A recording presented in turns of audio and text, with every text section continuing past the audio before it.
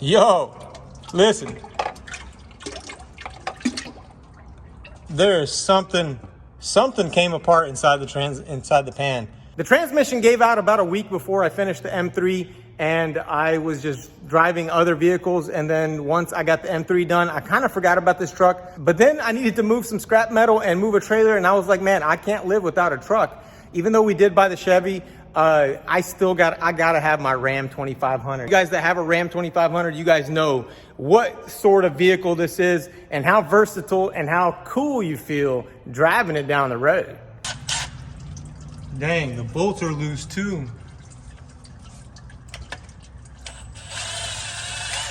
Every single transmission bolt is loose. Oh my goodness. I do not remember it being that heavy. Yeah. Hey, look at that. Bro, I don't think I tightened anything when I put this pan on. Well, that's actually really good news, guys. This means that I just need to buy another screw-on filter, and I'll go ahead and probably replace this one too. Had to just drip right in my mouth. Dang, it all looks really good in here, man. I was over here worrying, thought I blew up my tranny. I want to see if there's any sediment in here. Because there has to be. Oops. I'm making a mess. All right, I'm going to run down to O'Reilly's, grab a filter, grab some gasket maker, and some Loctite. Mr. Anthony. How you doing today, sir? I'm doing fine. How about yourself, sir? I'm doing almost as good as you look. I wish I was doing, sir. You gonna give me a buy one get one today? Huh? Buy You a reach around? What? I'll take whatever I can get. No, man. 27.98. Thank you very much, brother. You're welcome. I'll see you later. Till next time, sir. Before I do anything, I need to make sure that all the parts I got are the same. So we are going to check our pickup filter here, and it looks like it's the same. Everything looks the same. And then we also have, and I don't know why these transmissions have two filters. I guess it's extra something, but yeah, they have two filters. They have one that looks like an engine oil filter right here.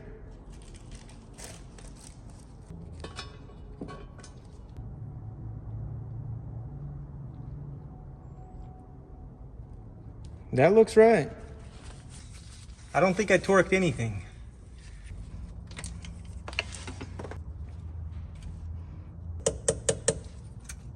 And this thing goes open there just like that.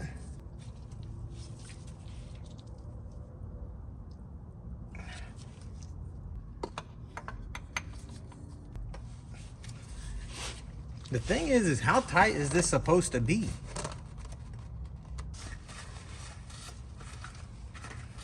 Now that we have both our filters installed, we can install the pan itself and then fill the oil. And I wonder what happened to my inspection plate. It just disappeared, I guess.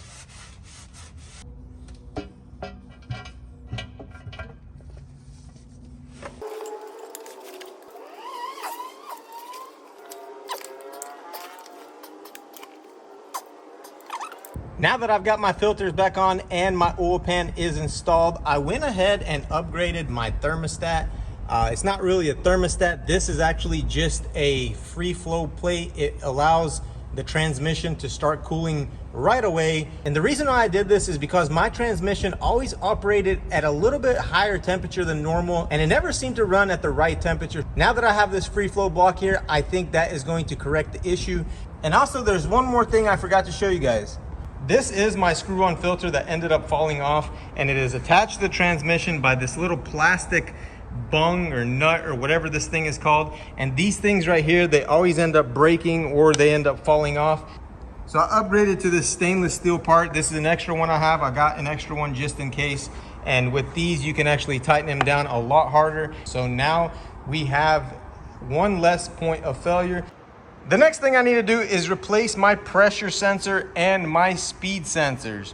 I'm getting a code for the speed sensor, so I'm going to go ahead and replace all three. These sensors are super easy to replace. They are located right here on the side of the transmission. They are held on with an 8mm bolt.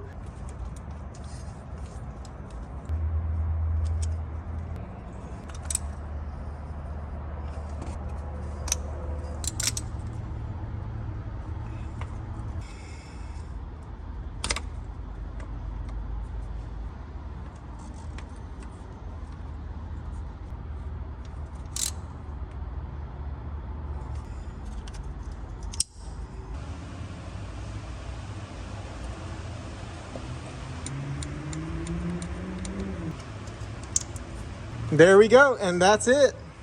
And now that everything is done, it is time to start it and warm it up.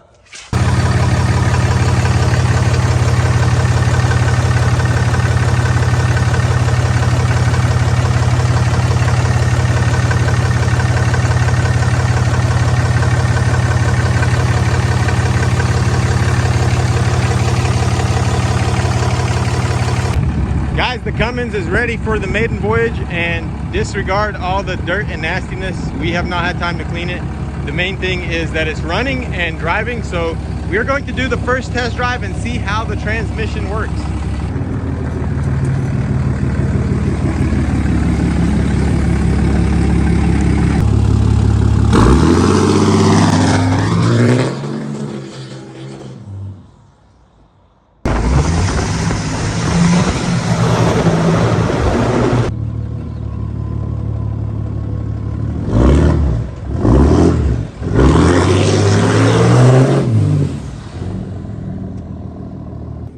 As I was driving the truck, I noticed that I had a lot of play in my steering wheel, and it probably has a lot to do with this drag link right here. All right, you can stop. So at least two of these ball joints are shot, and I need to fix that before I start driving the truck again, because that's a safety concern. If you drive on a ball joint that's messed up, you could possibly have an accident, and who would want to wreck something this big? Hey Kat, you think we still have warranty? Now I bought this thing back in 2017, and it has a lifetime warranty, so we are going to take it back and see what they say. All right, let's see if this thing's even gonna start.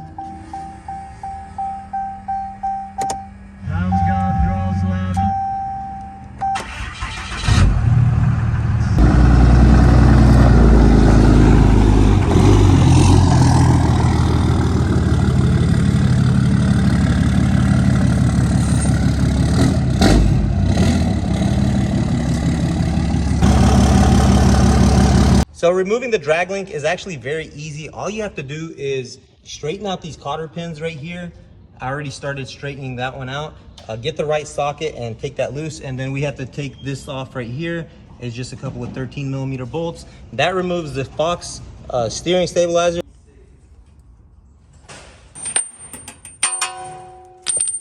Master does not need pliers.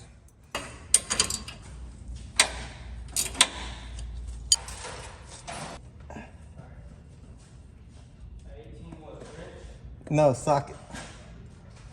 For the big gun. Big or small? The big one.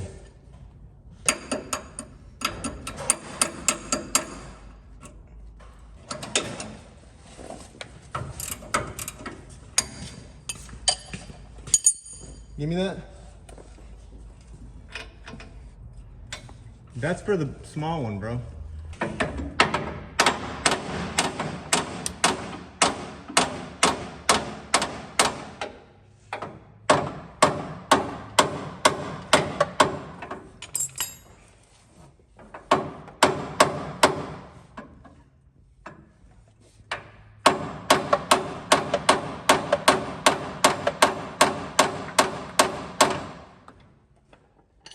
Well, that was never gonna come off. Oh man, she's not thick enough, is she, boys?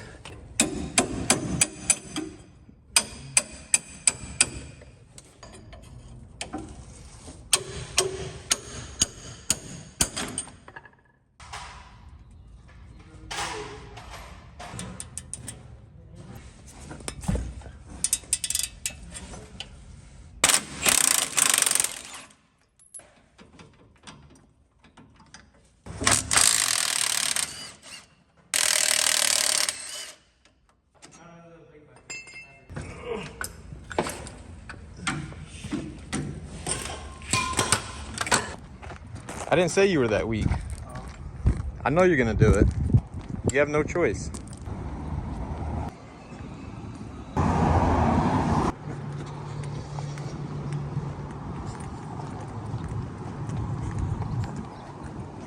Dun, dun, dun. That's a sick bike.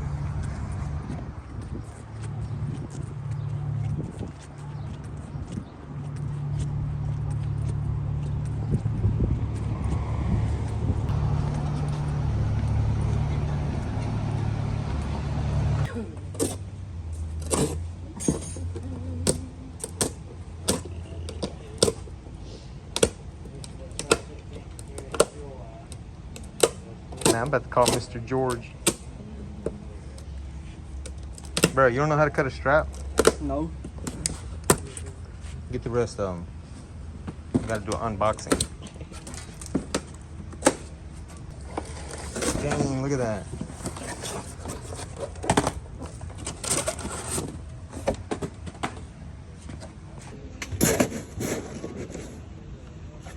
And it's under... Yes, ma'am. All right, guys, this is why you buy stuff with lifetime warranty. That $700 part swapped out for nothing. So step one to the redneck alignment, we are going to lift the axle.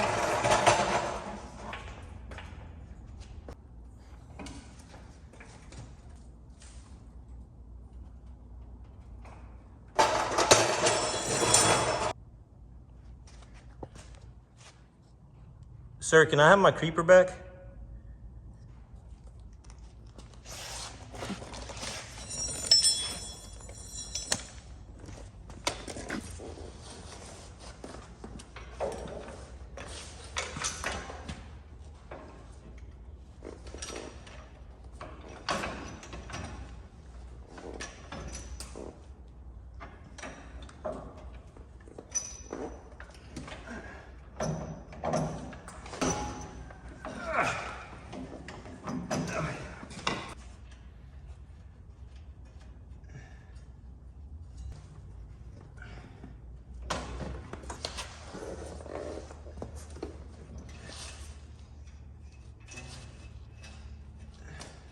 The next step is to run this line all the way around the perimeter of the wheels.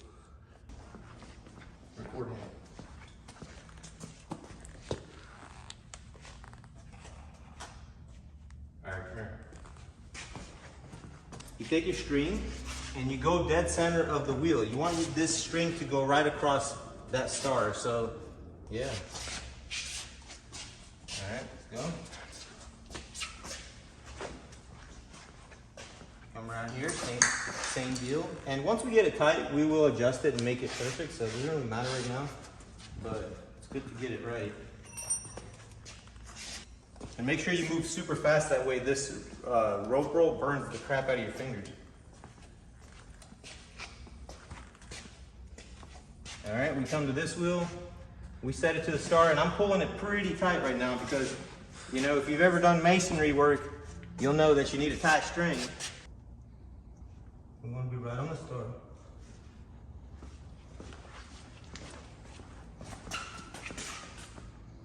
Right on the star. Perfect. This one's kicking in. This one's kicking out. So we need to adjust the length that goes from the steering to this side right here, and that is going to correct the current issue. And then once we do that, we can do the toe. So I need to screw it in.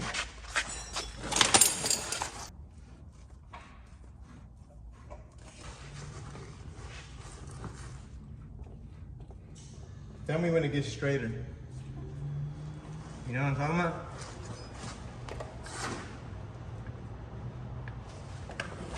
Oh man, I done went too far. This one is dead on the money, man. This one is perfect right now. All right, now that that one's perfect, we check the steering wheel as it moves.